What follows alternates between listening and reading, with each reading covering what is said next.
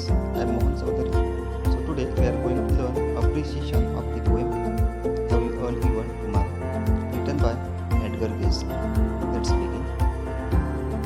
First of all, what is an appreciation? Appreciation म्हणजे काय? Appreciation means to find out the good qualities of the poet, to understand the poem, to enjoy the poem in better way.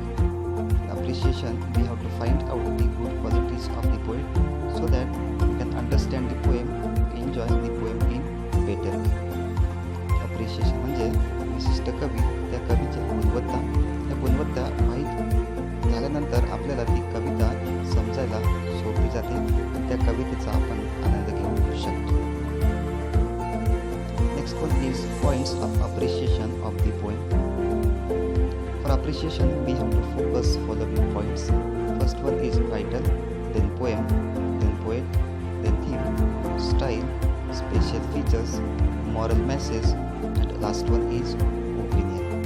With the help of these points, we can understand the appreciation of the poem.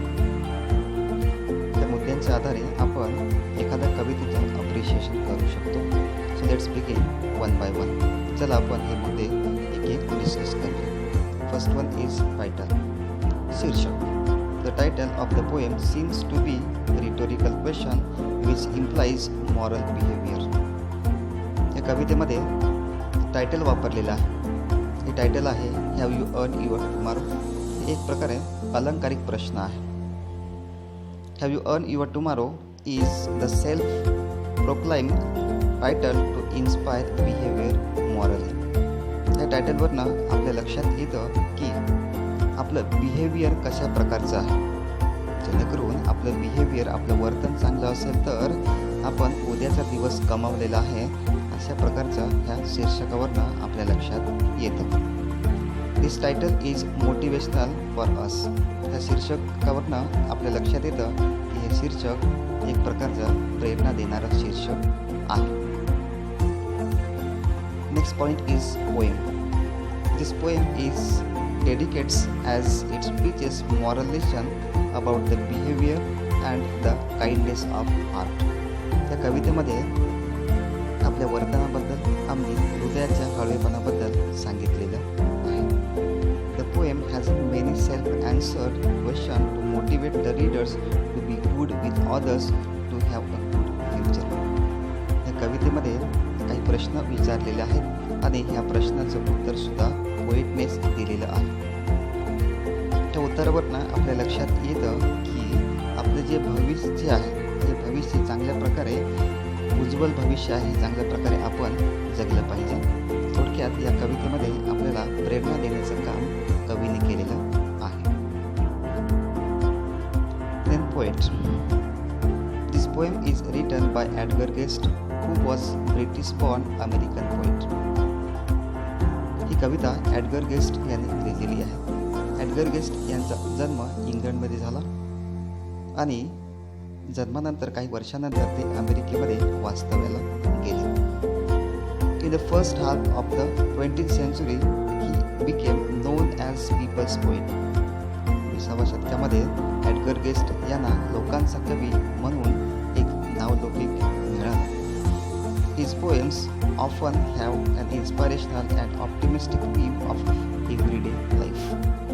Edgar guest यांच्या ज्या कविता आहेत ह्या कवितेमधनं आपल्याला प्रेरणा मिळते. त्याचबरोबर एक आशा देण्याचं काम एडगर गेस्ट यांच्या कवितेमधनं आपल्या लक्षात येतं. एक आशावाद त्यांच्या कवितेमध्ये असतो. The theme of the poem. Theme of the poem Have You Earned Your Tomorrow is about the result of our behavior in the life of others and in our own life. Have you earned your tomorrow या कवितेमध्ये सांगितलेलं आहे की आपलं जे वर्तन आहे हे वर्तन दुसऱ्यावरती इन्फ्लुएन्स करतंय का. त्याचबरोबर आपल्या वर्तनावरून आपलं जे आयुष्य आहे हे आयुष्य उज्ज्वल भवितव्य आपण भविष्यात घडू शकतो का. If we encourage others or make them happy by our encouraging words or by our kind behavior, it is directly or indirectly beneficial for our tomorrow or future life. ज्यावेळेस आपल्या वर्तनावरनं आपण दुसऱ्याला प्रेरणा देतो किंवा आपल्या बोलण्यावरनं आपण जे शब्द वापरतो, एखादा आपल्याला रस्त्यात भेटलेला आहे आणि त्या व्यक्तीशी आपण बोलतो आणि बोलल्यानंतर तो व्यक्ती आपल्याला आठवणीत ठेवतो का? थोडक्यात आपण जे शब्द वापरलेले आहेत ते शब्द त्याच्यावरती इन्फ्लुएन्स झालेले आहेत का, जेणेकरून तो आपल्याला संध्याकाळी आठवण काढील, आपल्याला तो लक्षात ठेवेल. थोडक्यात की ज्यावेळेस आपण आपलं वर्तन चांगलं घडवू किंवा आपलं वर्तन चांगलं असेल तर नक्कीच त्याचा फायदा आपल्याला उद्याच्या भवितव्यासाठी सुद्धा होणार आहे. अशा प्रकारचा आशय या कवितेमध्ये सांगितलेला आहे. Style of the poem. The poet is non for his simple uplifting style of writing poetry. त्या कवितेमध्ये अगदी सोपी भाषा वापरलेली आहे. This poem is also written in simple style. It uplifts the thoughts process and forces us to analyze the self behavior. त्याचबरोबर जे शब्द वापरलेले आहेत त्या शब्दावरनं आपल्या लक्षात येतं की आपण आपलं स्वतःचं वर्तन सुधारवलं पाहिजे. It has four quatrain, that means 4 stanza of 4 line. Quatrain means असा स्टांजा की त्या स्टांजामध्ये 4 लाईन्स असतात. Rhyme scheme of the poem is AA, BB, CC, AA, DD, EE, FF, AA. अशा प्रकारे राईम स्कीम या कवितेमध्ये घेतलेला आहे. थोडक्यात ही स्टाईल एडगर गेस्ट याने या कवितेमध्ये वापरलेले आहे.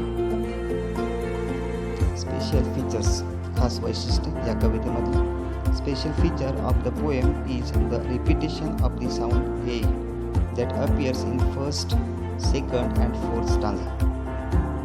या कवितेमध्ये ए हा जो साऊंड आहे हा साऊंड पहिल्या स्टांजामध्ये, दुसऱ्या आणि चौथ्या स्टांजामध्ये घेतलेला आहे. ह्या साऊंडचं रिपिटेशन आलेलं आहे. हे एक स्पेशल फीचर्स या कवितेमध्ये घेतलेलं आहे. It unifies the next it repetition with every new question probe at one statement at others. The words of speaker is preaching and any consideration of this question will challenge to analyze our own goodness. हे प्रश्न ह्या पोएममध्ये घेतलेले आहेत, विचारलेले आहेत. त्या प्रश्नावरनं आपल्याला एक प्रकारचं आव्हान दिलेलं आहे की आपण आपले जे गुणवत्ता आहेत, आपल्यामध्ये असणारे जे काही गुण आहेत हे गुण आपण पडताळून पाहिले पाहिजेत. हे सुद्धा एक स्पेशल फीचर्स या कवितेमध्ये एडगर गेस्ट यांनी वापरलेलं आहे. Moral of the poem. Message of the poem is straightforward. Try to make others happy by your behavior. Encourage the faiths one. Let them remember and talk good about you and do it for yourself. त्या कवितेमध्ये message सांगितलेला आहे की आपलं वर्तन चांगलं असेल तर नक्कीच दुसऱ्याचं आयुष्य आपण चांगल्या प्रकारे घडवू शकतो. दुसऱ्याला आपण एनकरेज करू शकतो, प्रेरणा देऊ शकतो आणि आपण जे बोललेलं आहोत हे बोललेलं त्याच्या लक्षात राहील आणि त्याचं जे आयुष्य आहे ते आयुष्य सुधारायला मदत होऊ शकते. And do it for your self. आणि तुम्हीसुद्धा तुमचं आचरण चांगल्या प्रकारे केलं पाहिजे, वर्तन चांगल्या प्रकारे तुमचं असलं पाहिजे. अशा प्रकारचा संदेश या कवितेमधनं आपल्याला एडगर गेस्ट यांनी दिलेला आहे. Opinion. I was very touched by this poem because it reflects how I feel. खरं म्हणजे ही कविता माझ्या हृदयाला स्पर्श करून जाते. कारण ही कविता ज्यावेळेस मी वाचतो तर त्यावेळेस माझ्या लक्षात येतं की खरंच माझं वर्तन चांगलं आहे. I am 17 and have witnessed not less. I believe we can brighter the day no matter what the circumstances are. I am happy with the words that I have received from others. मी 17 वर्षाचा आहे. अशा प्रकारे तुम्हाला लिहायचं आहे. I believe we can brighter the day. माझा विश्वास आहे की मी माझी दिवसात सुरुवात आहे चांगल्या प्रकारे करतो. जे व्यक्ती माझी बोलले असतील, ज्यांना मी काही बोललो असेल, ते शब्दसुद्धा चांगल्या प्रकारचे आहेत. No matter what the circumstances are. मला त्याची पर्वा नाही की कुठल्याही प्रकारचं वातावरण असेल, ॲटमॉस्फिअर कशा प्रकारचं असेल, पण मी माझं वर्तन चांगलं ठेवणार आहे. I am happy with the words that I have received from others. की जे शब्द दुसऱ्याने सांगितलेले आहेत, थोडक्यात दुसऱ्याने गायडन्स केले असतील, हेच मी स्वीकारणार आहे. कुठल्याही प्रकारच्या ॲरोगंटपणे मी वागणार नाही. थोडक्यात तुम्हाला अशा प्रकारे स्वतःचं ओपिनियन लिहायचं आहे. I hope that the appreciation of the poem have you earned your tomorrow. त्या कवितेचं अप्रिशिएशन कसं लिहायचं हे समजलं असेल.